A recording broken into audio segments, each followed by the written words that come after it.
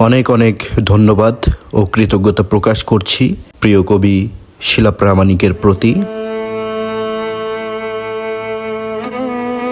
তিনি তৃতীয়বারের মতো আমাকে বই উপহার হিসেবে কুরিয়ারের মাধ্যমে পাঠিয়েছেন, সেজন্য আমি তাকে ধন্যবাদ এবং কৃতজ্ঞতা জানাই।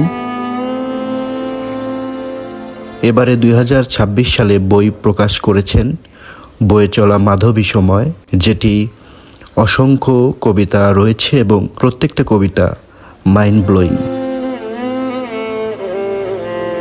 আমার কাছে অনেক বেশি ভালো লেগেছে। আমি বরাবরই তার কবিতার একজন ভক্ত। Thank you so much. জলছবি প্রকাশনী থেকে বইটি পাবলিশ করা হয়েছে। বইটির মূল্য 300 টাকা।